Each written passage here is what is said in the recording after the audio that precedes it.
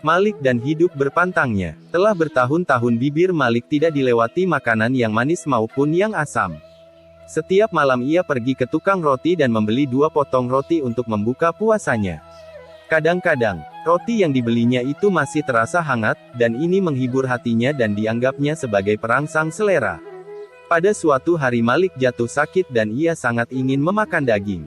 10 hari lamanya keinginan itu dapat ditindasnya. Sewaktu ia tidak dapat bertahan lebih lama lagi, maka pergilah ia ke toko makanan untuk membeli 2-3 potong kaki domba dan menyembunyikan kaki domba tersebut di lengan bajunya. Si pemilik toko menyuruh seorang pelayannya membuntuti Malik untuk menyelidiki apa yang hendak dilakukannya. Tidak berapa lama, kemudian si pelayan kembali dengan air mata berlinang. Si pelayan memberikan laporannya, dari sini ia pergi ke sebuah tempat yang sepi. Di tempat itu dikeluarkannya kaki-kaki domba itu. Diciumnya dan ia berkata kepada dirinya sendiri, "Lebih daripada ini, bukanlah hakmu." Kemudian diberikannya roti dan kaki-kaki domba tersebut kepada seorang pengemis. Kemudian ia berkata pula kepada dirinya sendiri, "Wahai jasmani yang lemah, jangan kau sangka bahwa aku menyakitimu karena benci kepadamu. Hal ini kulakukan agar, pada hari berbangkit nanti, engkau tidak dibakar di dalam api neraka. Bersabarlah beberapa hari lagi, karena pada saat itu godaan ini mungkin telah berhenti dan engkau akan mendapatkan kebahagiaan yang abadi." Pada suatu ketika Malik berkata, "Aku tidak mengerti apakah maksudnya ucapan, bila seseorang tidak memakan daging selama 40 hari maka kecerdasan akalnya akan berkurang. Aku sendiri tidak pernah makan daging selama 20 tahun, tetapi kian lama kecerdasan akalku makin bertambah juga."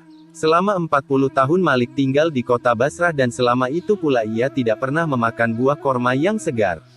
Apabila musim korma tiba, ia berkata, "Wahai penduduk kota Basrah, saksikanlah betapa perutku tidak menjadi kempis karena tidak memakan buah korma dan betapa perut kalian tidak gembung karena setiap hari memakan buah korma." Namun setelah 40 tahun lamanya, batinnya diserang kegelisahan. Betapapun usahanya namun keinginannya untuk memakan buah korma segar tidak dapat ditindasnya lagi. Akhirnya, setelah beberapa hari berlalu, keinginan tersebut kian menjadi-jadi. Walaupun tak pernah dikabulkannya, dan Malik akhirnya tak berdaya untuk menolak desakan nafsu itu. "Aku tidak mau memakan buah korma," ia menyangkal keinginannya sendiri. "Lebih baik aku dibunuh atau mati."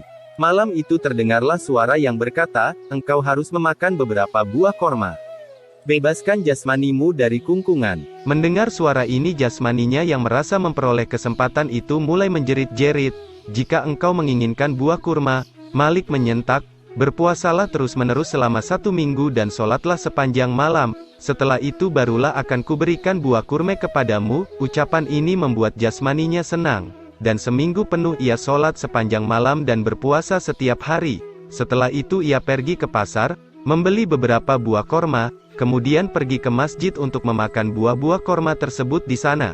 Tetapi dari loteng sebuah rumah, seorang bocah berseru, "Ayah, seorang Yahudi membeli korma dan hendak memakannya di dalam masjid." Apa pula yang hendak dilakukan Yahudi itu di dalam masjid? Si ayah menggerutu dan bergegas untuk melihat siapakah Yahudi yang dimaksudkan anaknya itu. Tetapi begitu melihat Malik, ia lantas berlutut. Apakah artinya kata-kata yang diucapkan anak itu? Malik mendesak, "Maafkanlah ia guru." Si ayah memohon, ia masih anak-anak dan tidak mengerti. Di sekitar ini banyak orang-orang Yahudi, kami selalu berpuasa dan anak-anak kami menyaksikan betapa orang-orang Yahudi makan di siang hari, oleh karena itu mereka berpendapat bahwa setiap orang yang makan di siang hari adalah seorang Yahudi. Apa-apa yang telah diucapkannya, adalah karena kebodohannya, maafkanlah dia. Mendengar penjelasan tersebut Malik sangat menyesal. Ia menyadari bahwa anak itu telah didorong Allah untuk mengucapkan kata-kata itu.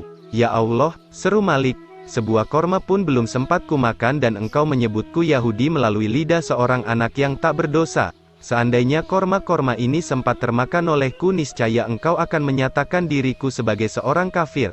Demi kebesaranmu aku bersumpah tidak akan memakan buah korma untuk selama-lamanya."